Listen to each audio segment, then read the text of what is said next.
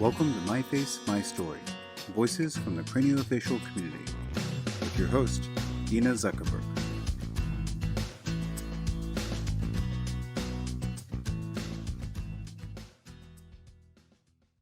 Hello, and welcome to MyFace, MyStory, Voices from the Craniofacial Community.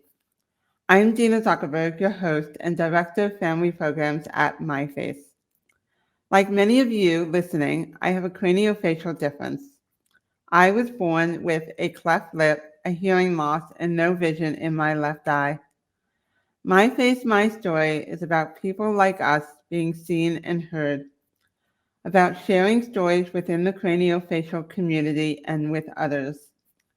This podcast episode is made possible through support from the Integra Foundation, committed to improving lives. By the way, whether you're watching on YouTube or listening through Apple Podcasts, click subscribe now and we'll keep you updated on future episodes so you never miss out.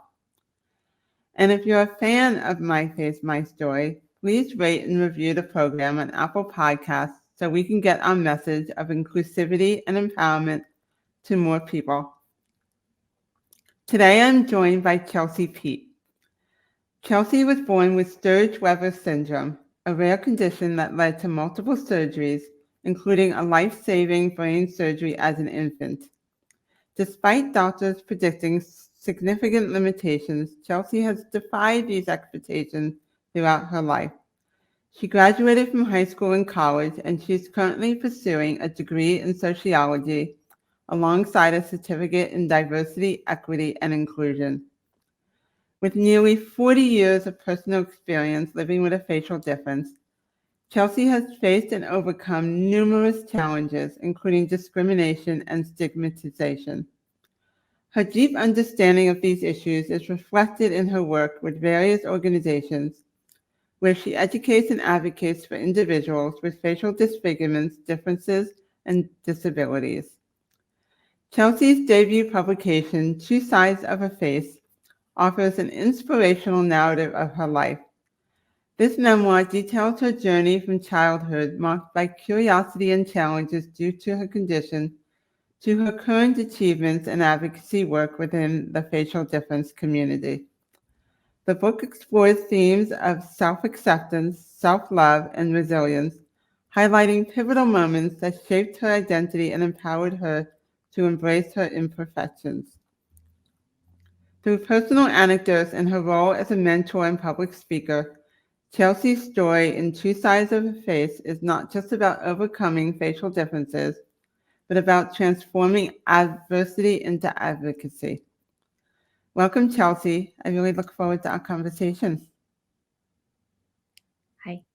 Hi. So glad you can join me today. Thanks. You're welcome. So can you share with us the moment you first realized that your facial difference would significantly impact your life? I wouldn't say it was an exact experience. Growing up, I think everyone that grows up with a facial difference, you kind of just, you know that you're different once you're old enough to you just know. Right. But definitely going to school and those younger years, there was definitely times where, for sure, there were the points, the whispers, the stares, the awkward moments, the, awkward conversations with grown-ups, noticing people looking a little too long, all those awkward, those moments where it was just less than respectful. Yes, I can relate to that somewhat. So for those that don't know in our audience, can you tell us about Sturge-Weber Syndrome and how rare it is, if you know? Of course. Sturge-Weber Syndrome happens approximately 1 in 50,000. Now, kids nowadays I think it's 1 in 10 can be born with a birthmark of some kind. Right. But Sturge-Weber Syndrome is far more complex. Everyone always kind of takes notes when you say syndrome, and they automatically assume that that means we have some sort of disability or learning development, when that's not the case. It just means syndrome, multi-system. So I don't have a regular birthmark. I have a hemangioma or port wine stain.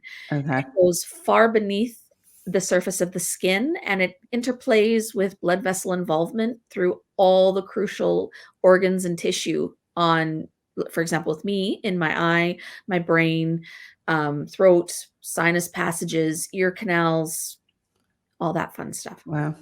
Yeah. I did not know that. So how many surgeries have you had? I have had, well, I had my one major brain surgery as a baby. Right. I have had multiple eye surgeries for the glaucoma in my left eye. And I have had, oh, probably close to 100 cosmetic procedures on the birthmark. Wow. Mhm. So what is the most challenging thing growing up for you? What was the most challenging?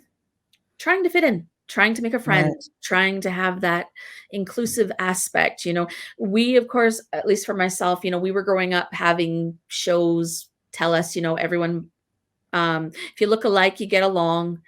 And knowing, that was never going to be possible for someone like me, it was kind of Right. growing up realizing I wasn't going to be that sweet princess that gets her prince like all the movies told me that I should be. If Mm-hmm. I'm pretty, I'll get that magical kiss and I'll get my happily ever after. And it's that instead you're siding with the bad guys in the movies because you understand their tragic backstory.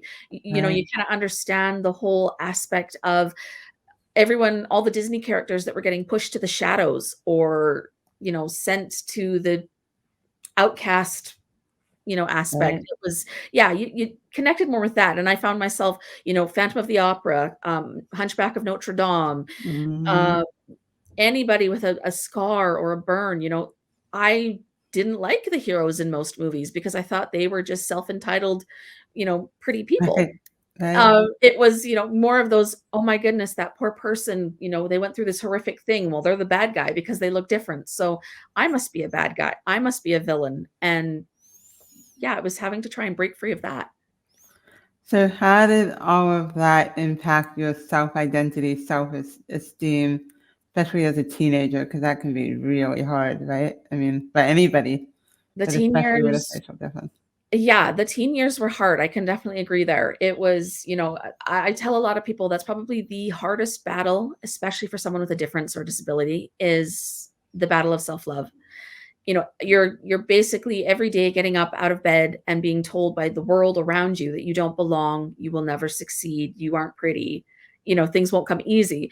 And it's trying to kind of break apart from all of that, push it all away and go, actually, I'm not normal, yes, but my journey is gonna be far more exciting. So it was kind of that aspect of self-love and going, I get to have a far more exciting journey. It's not going to be like everyone else's. Instead, I get to do things I know for a fact people look at me in awe with and go, wow. And, Mm. using that more as motivation than you're a scary monster, go away. So do you have a specific example or a story where you felt especially isolated or misunderstood? I can think of several, but Mm.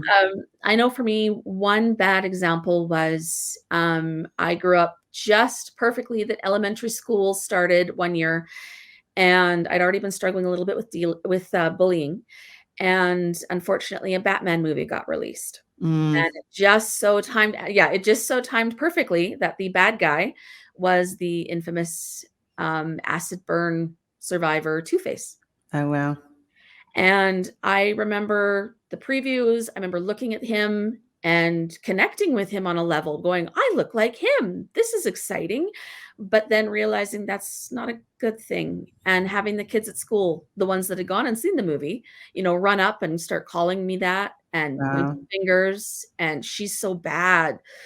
Oh, where's Batman? And having that whole negative aspect of, yeah, you're the bad guy. We don't want to play with you. And struggling with that for sure. Yeah.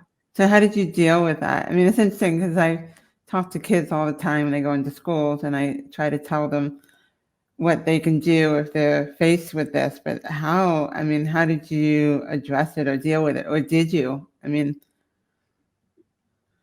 I have to bless my family at this point because they raised me so strong and resiliently. And I think that's such a crucial aspect is, once you have a child with a difference, it's not only exciting that you've educated yourself and all of that, but it's also learning those great advocacy techniques so that you can start teaching your child how to educate and, kind of jump in and say hi and start that conversation and make people see Right. that we're not scary and all of that. And I know my mother, I bless, I'm thankful that I got her as a mom because she taught me very early, don't worry about the staring, don't worry about the ogles, walk up, say hi, start the conversation, let them touch it if they want to, let them talk to you, let them see that you are completely normal. You just have a Right. few extra blood vessels.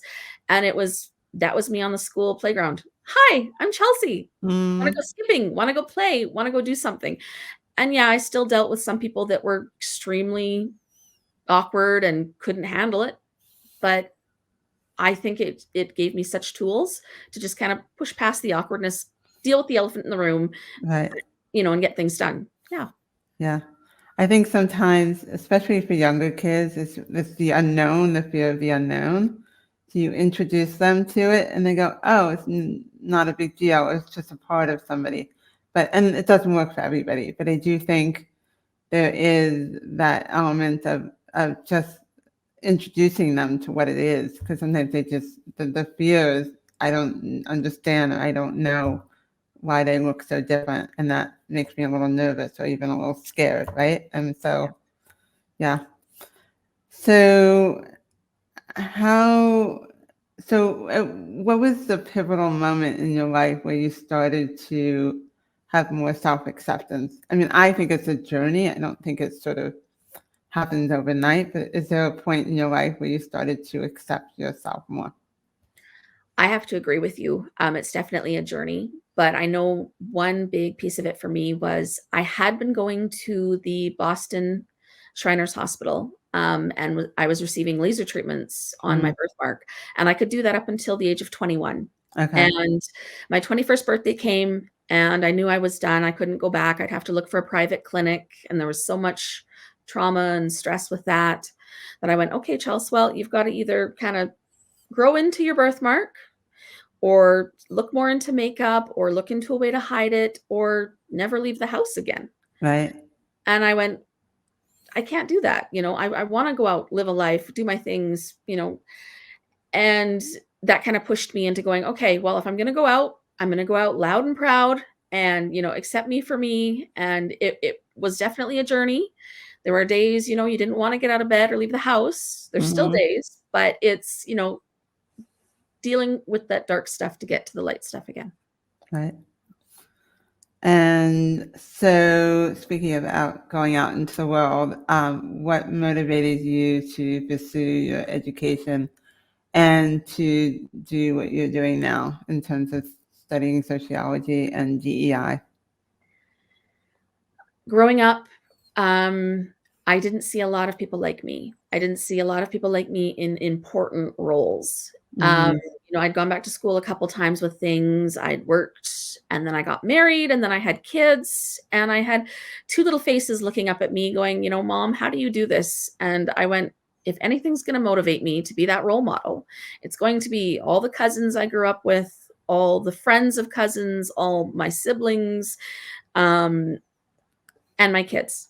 And I look at my two daughters and I can look at them proudly and know that, every little ripple that I make is for them. And they have in turn shown me so many instances where they're willing to get up and advocate for me or someone with a difference or right, disability, and I know, okay, I did that, I helped create that motion and that, that's what should be done, or those are the good ways to advocate or to talk about someone or deal with someone. Yeah. do you think your kids are more empathic because of your experience or because you have a facial difference? Yes, definitely. Yeah. My 7-year-old wears her heart on her sleeve, and she Mm, is the kindest. That's all the teachers ever tell me, and it's in her report card every time. aw, And she's such a kind soul, but the fact that she will talk to someone and go, "I love your birthmark," and she'll have these conversations with people that I go, "I wish someone had been there to have those with me." And I go, yeah. yeah, yeah, very impactful. Yeah, so I don't have kids of my own, but I do have a niece and two nephews, and I feel like because they grew up with me and all the things that I was doing, because we did theater at one point, telling the story of our lives and all of that. And I feel like they are so much more empathic Yeah. because of me. And I just remember even when they were little kids and they would tell me stories about how they did, kind things, or they saw somebody who looked different and they talked to them, whatever that was, it was just, so I do think it makes a big difference. So let's talk about your memoir, Two Sides of a Face, and your journey with Sturge-Weber Syndrome.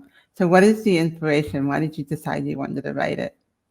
People had been talking to me for years, with all the adventures that I'd had and connections and the rarity of my condition and kind of my self journey. It kind of all just rolled into one. And I went, you know what? I think it's time. I think it's time I write some stuff down. And then taking note when I did start researching and looking into it, that there are only a couple books out for my condition, but both of them were told from parents' point of view. And I went, Interesting. that's great, but you weren't there dealing with painful treatments or the bullying or the interactions with people or the biases in workplace practices or, all the things that I might have experienced. So I went, you know what? I think it's time. And, the more people with facial differences that get our stories out there, the more we can help the face equality movement along. So, I mean, I'm pro that. Yeah. So how long did it take you to do from the moment you had the idea to being a published author? Probably about 5 years. Yeah. Yeah. Hobby on the side. Mm. And what has been I know it's recently come out, but what's been the response so far? So far, it has been overwhelming almost. The amount of people that have reached out and been like, I've actually had a few colleagues, even from like high school, reach out and go, I didn't know you were experiencing this or going through this, or life was so hard. We just assumed. And I went, that's the problem with assuming. Right, It's taking the time to kind of understand that, yeah, I'm different. I'm going to experience my journey a little different than you. right. And, people in the facial difference community have been so incredibly kind and sweet and sharing and, proud. And, it feels like I have family, extended family now reaching out, kind of going, we didn't realize your condition was so extensive, or that, the amount of work you're doing, or it's been enlightening and incredible, really. Mm. I think about doing it one day. We'll see. I'll write my own story one day. Oh, I will buy the first copy. Oh, thank you. Thank you. So I know you are doing a lot of advocacy, and what is the thing that you are advocating for? What is your impact of advocacy?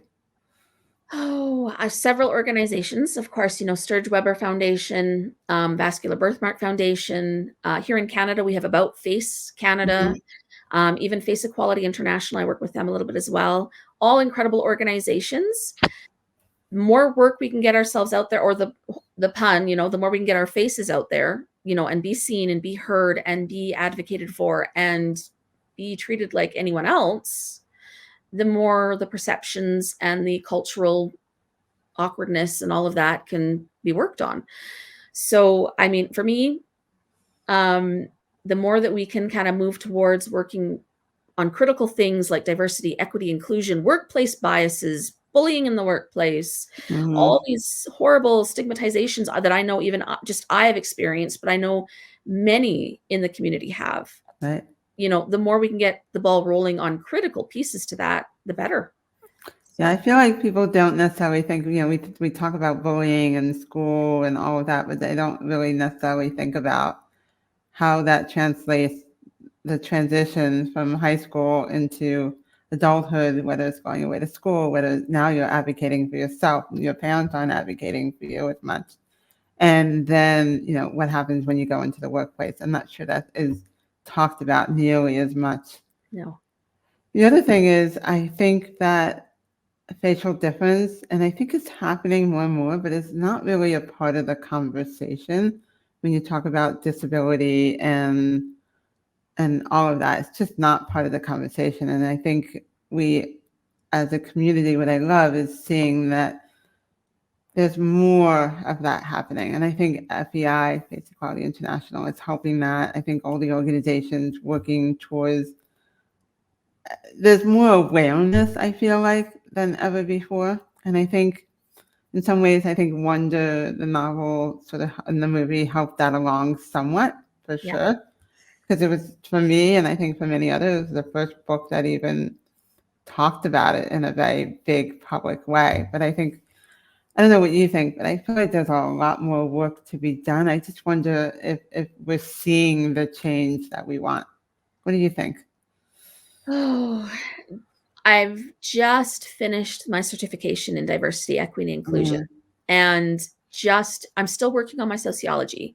But even when it comes to academia, we do not have enough knowledge, if any, on any sort of aspect of disabilities other than these standardized, couple categorizations. Right, Very similar to how the LGBTQ community feels, where you have, different representations that just aren't getting the coverage. Facial differences, we have barely scratched the surface. I know they're not mentioned. Doing personal work myself, just trying to look into the diversity, equity, inclusion aspect. So many organizations claim to be DEI related, but right, none of them know anything about face equality, facial differences. They go, "Oh, well, are you part of a disability? Do you get coverage?" And I go, right, "I'm not disabled. No, I'm actually perfect. Well, not perfect, but I am abled enough that I don't classify myself as that." Should right, that matter, though? Does that mean that I get less support? As of right now, it does. And that right, is heartbreaking for people, like us that go, we need support. We still need help with things. Yet right, I have more human rights right now as a woman than I do as an individual with a facial difference. correct. And if that doesn't hit people's heartstrings, I still remember hearing that for the first time and doing some research with my human rights aspect work. It was a slap in the face. Right, It was heartbreaking to know that right now we have not made enough movement, and thank heavens for Face Equality International, because they're working on it the little bit that they can. mm-hmm. But we, as individuals, that's where people can get away with so much workplace biasing and bullying and discrimination and stigmatization, because we do not have the support that we Right, need. right. And on the flip side of that, I feel like people, I think, make assumptions because we look different. Oh, you're not smart, you're not capable. And then those biases translate into the workplace because then you get treated differently because those assumptions are made. And that, to me, is, I think, one of the biggest challenges as well. I mean, there's so many challenges, but I think that is one of the biggest ones of how do you change that? How do you change that thinking, well, wait, I'm smart, capable, I went to school, I went to college, all of that, but people still make those assumptions. And I don't know if you've experienced this, but even growing up, when I was with my parents or another adult, sometimes they would even talk to them. It was like they talked through me. It's like I was in the room, but I didn't really exist, and that. So there's so much work to be done, but Oh, yeah. I'm thrilled that it's happening more and more. I mean, I don't know how old you are, but I am as old as I am, and I feel like in the last few years we're really starting to see it. More and more talk about it, and more coming together as a community and advocating hard. So Yes. And I mean, the more that we can do that, the more, and that is the only struggle that I see with us is right now, so much of society is trying to break groups apart into littler pieces. right, That if all of us stick together as a community, facial differences community, we are millions of people. right. So we can easily stand up and go, hey, it's about time people started taking notice of us in the right way, and we get progress moving in the right way. Then, I yeah, agree. yeah. So to our audience, I hope you're enjoying this episode of MyFace, MyStory. Whether it's your first time joining us or you've been with us since the beginning, make sure you're subscribed to our YouTube and Apple Podcast channels and sign up for our mailing list at myface.org/mystory. So you talked about earlier about being married and having kids and going to school and all of that. So how do you manage the life-work balance as a student, professional advocate, wife, and mother? I'm impressed, by the way. How I get sleep, that's usually what people that's the first question they ask, "When do you sleep?" You know, when I laugh and I go, "I somehow I'm still here." I um advocating is always a crucial piece, but you know, of course, end of the day, my kids come first. That Mhm, one's easy. Right now, unfortunately, due to workplace bullying, I'm not working. I was mhm, let go very unprofessionally. mm. Um, Wow. looking for work, but that's okay. Gives me more time for schoolwork and you know, kind of doing all my extra stuff. Now it was actually perfectly timed with the book coming out. And right now, it's more just kind of seeing where I'm needed and kind of going with the flow of things. Yeah. So I have to ask because it's something I think a lot about. But so how did you put yourself out there in terms of dating and meeting somebody and all of that? Because I'm really curious because it's something that I personally struggle with a little bit. I think everybody does, but you know, especially for us, we're going to a little bit more because we're so stressed about not fitting that cookie cutter Mm-hmm. expectation of what the other gender or that other partner is going to need. Um, for me, I was brave and I put myself out in a social situation. A group of friends went out, and my husband happened to come with a friend, and I had the courage to just kind of walk over and start talking with a couple people, and we chatted. And then from there, it kind of led to, well, you know, do you have this? This is going to age me. Do you have MSN Messenger? He asks me, and I Right. go, yeah. He's like, well, do you want to, you know, we can chat. And I'm like, sure, yeah, let's do that. And, you know, one thing led to friends to suddenly we were chatting almost every day to, hey, I'm going to the mall. Do you want to come? You know, and it was trying to gain that self strength and that I can do this. Come on. To the next thing I know, he's asking me out. And Mm, yeah, it kind of just went from there. Thank my lucky stars. And, you know, it's having that bravery, that moment where you just go, you know what?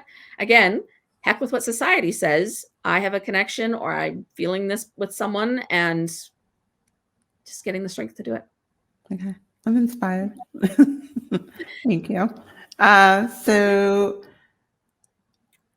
what advice do you have to a listener who might be struggling with their own self-acceptance? Oh, first thing I would say is, especially with someone with a difference, is never feel that you are failing.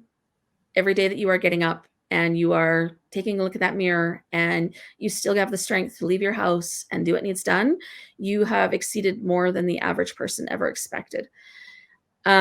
From there, I would say that the hardest battle that you're ever going to fight is the one of self love.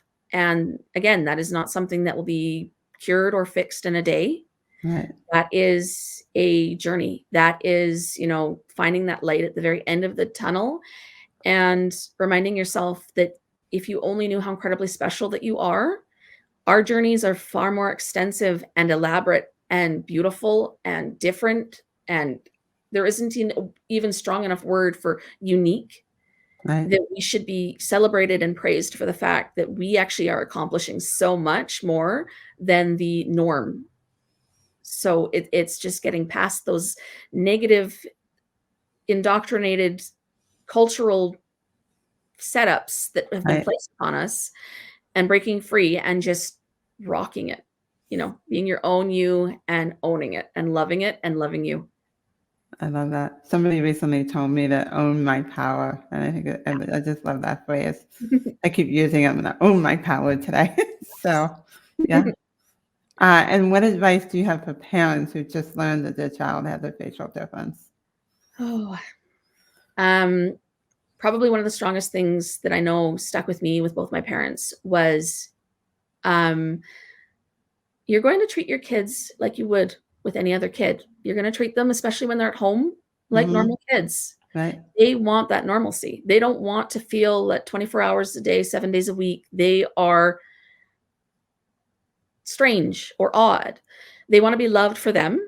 You're going to treat them the warriors that they are. You are going to celebrate every accomplishment, love them, you know, but you're also going to know when to step in Right. and support them and be that shoulder, because they're going to come to you. They're going to have days where they just want to cry. Mm-hmm. Let them cry, let them scream out rock songs like my parents used to from their room, Right. and, you know, be there as support. Know when to get them support, and reach out to the community, because a lot of us, especially us older generation, we are happily here for support, Right. for questions, for love, to remind you you're doing an awesome job, because you are. And, you know, connecting family. We are extended family. We may not be Right. connected through blood, but our experiences are so similar. We will understand every struggle that you're going through, because we or our families have gone through the exact or similar thing. Like I always say, there's power in the shared story and knowing you're not alone. And it's Yes. so true. I think we all think we're the only one. We have times when we think we're the only one. And then when you find a community, whether Oh, it's what you found, MyFace, a community, and you realize, wait, you had that same experience. I had no idea. I thought I was the only one. So I'm seeing it with parents, with individuals. The other thing I was thinking about is how, because you said you had siblings, right? oh yeah. How did it impact your siblings having you with a facial difference, would you say? I know it affected them socially. I know there were friends and there were parents of friends that, oh, once they saw me or they saw my parents dealing with me, you know, they kind of pulled their kids away from my siblings. And, you know, I actually have a spot in my book where, you know, I apologize to my siblings, because Mm, part of me felt bad that, you know, I may have affected them. But that's where it's so crucial as a family that you support one another, and you know that those siblings grow up to love one another and be strong and be a team. And if anything, my siblings probably brought me the most normalcy than, yeah. you know, any part of my world growing up. And, you know, I still remember having the fights with my sister, and, you know, having my brother chase me up and down the stairs, and loving every minute of it, because I felt normal. Nobody was talking to me about Sturge-Weber or birthmarks or seizures or anything medical. It was, Chelsey, it's my turn with the game controller. And, you know, it was that same, you felt like the kid in the TV, and it was what we needed. So, hmm So, how has your experience as a public speaker and social media influence helped in promoting your message of inclusivity and diversity? oh, the connections that I have made, I have had so many parents reach out and community members reach out, and, you know, people that didn't have the strength at the time to deal with what they were going through, that chatting with me, connecting with me, you know, reading some of my social media things, or even recently with my book, having a couple reach out after a book, just to say, wow, you know, I get where you're coming from. I realize my struggle is similar, but I see how you got through it. And, you know, I'm not trying to win gold stars. I'm simply sharing what I went through in hopes that I'm enlightening someone or giving someone, you know, maybe they hadn't thought of something before, and I've helped them reach a new point. So, you know, whatever support I can do, be the big sister that I wished I had growing up. Yeah. Mhm. So, speaking of having support, is there a mentor or a support network that has been crucial in your journey?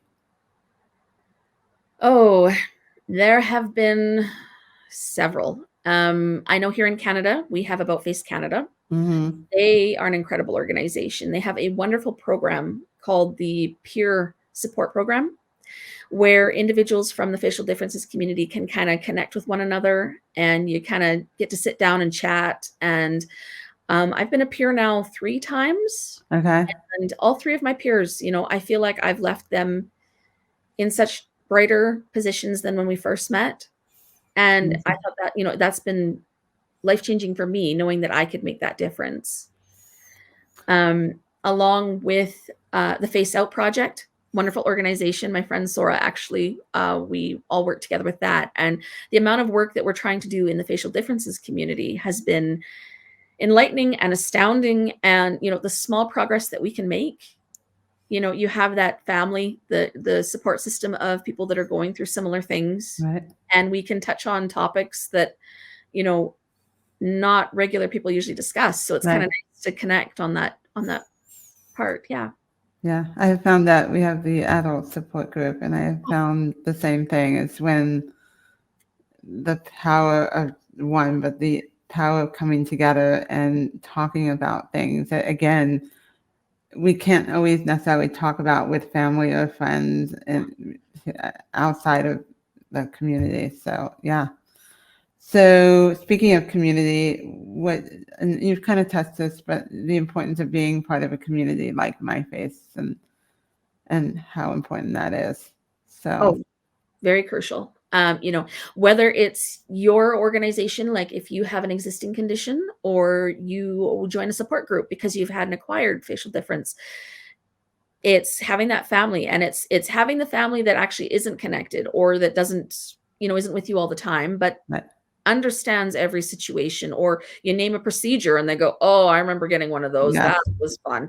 Yeah. It's, oh, and I had to deal with this, or, oh, I tried this new medication. Did you guys have this kind of side effect? Or, it's people that have gone through such similar things that you can have these most random conversations that, yeah, family support is nice, but it's not the same. Right. Your parents, your partner, they can try as much as they can to give you that hug and that support. But at the end of the day, unless I'm speaking to another person with Sturge-Weber, they don't understand laser treatments for birthmarks or eye procedures. And yeah, it's that brother from another mother. It's Right. Exactly. So what are your future goals, Chelsey, in your advocacy work and personal development? At this point, it's, getting out there as much as I can, sharing my story as much as I can, helping the face equality movement along as much as I can. Maybe another book. We're seeing. I'm trying not to fill the plate too full right now, obviously. It's, helping the face equality movement with the wave, being that ripple starter. You are one as well. So, I mean, it's just an honor to connect with you. So that's where I'm like, it's whatever we can do to get out there in those positive moments and make those changes, and know that, the younger generations and the kids looking up to us go, wow, look what they've done for us. Yeah. It's making those hard conversations happen, bringing those elephants in the room forward. It's standing up and going, yeah, you know what? It's about flipping time. People started taking notice in a good way. And I think we, especially for younger kids with facial differences, for them to see us and the role models that are out there. And look, we are thriving members of society, just like everybody else. And I think for them, it is so helpful for them to see that, because they can't, and even for parents to see it, because when they have a 3-year-old who's somebody, a 6-year-old even, they can't see much beyond the future. And so for them to hear our stories, which is why I think it's so important to get our stories out there, because I think they need that. And yeah, so what would you say to your younger self today, knowing what you know now? I've thought about this, and there's days where I have cried, wishing I could just walk up to her, and especially through those teen years, I can picture her laying on the bed sobbing, and I just want to pick her up and I want to give her a hug, and I want to just tell her, yeah, I know it's not fun right now, but it does get better. There is light at the end of the tunnel. I promise it gets so much better. Yeah, there's going to be some struggles. There's going to be a bunch of dark moments, but you're going to shake through it and wipe away the tears, pop on some motivational music, sing your heart out if you've got to, and stay strong, keep smiling. It's going to get better. I wish I knew that then, because that would have been really helpful. Honestly, I can relate. So who do you see when you look in the mirror today? Oh, I see a strong, confident woman. I see a woman who, almost in the sense of a true Gemini. My birthday's in May, so it works out perfect. But it's, having one side of me that, is strong and smart and coherent. And there's that little bit of a rebel side to me too, who also goes, you know what? I'm sick of being held down by very aged practices of what is okay and what is acceptable in society. I'm tired of being cast into the shadows. I would much rather be out in the light, being seen as a role model, and being there in an image for all those kids and all those, individuals that are struggling, to see that, yeah, it's going to be dark, but it's right there. You're so close. I love that. So before we wrap up, where can people find your book, Two Sides of a Face? I am available on Amazon, Barnes & Noble. It should be coming to Chapters in Indigo shortly. It is on Kindle. It is on Kobo. You can basically look it up online and you can probably find it. Okay. So Chelsey, thank you for sharing your story and your journey. And it has served as, I think, a beacon of hope, encouraging deeper understanding and acceptance for all who feel marginalized in their physical appearance. And I can relate to so much of what you talked about today. And I, again, encourage everyone to read Chelsey's memoir, which you can purchase online. And I confess it, since we scheduled this last minute, I only just started reading it, but I love what I've read so far. So I encourage everyone to do so. So thank you, Chelsey. Thank you. Okay. So Chelsey is an inspiration to me and everyone she meets. Everyone has a story, and I'm hopeful that by sharing stories like these, we can make the world a kinder place. For more than 70 years, MyFace has been dedicated to changing the faces and transforming the lives of children and adults with facial differences by providing access to holistic, comprehensive care, education, resources, and support that pave the way for better outcomes. To learn more, please visit myface.org.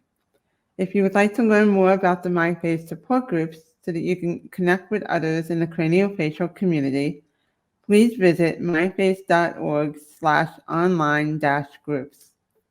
Be sure to subscribe to MyFace, MyStory on your favorite podcast app and on YouTube to get notified of our next episode. If you'd like to receive email reminders of new episodes, sign up at myface.org/mystory. That's myface.org/mystory. Thank you for joining us for this episode of MyFace, My Story. Remember, it takes courage to share your story, so be brave and speak out.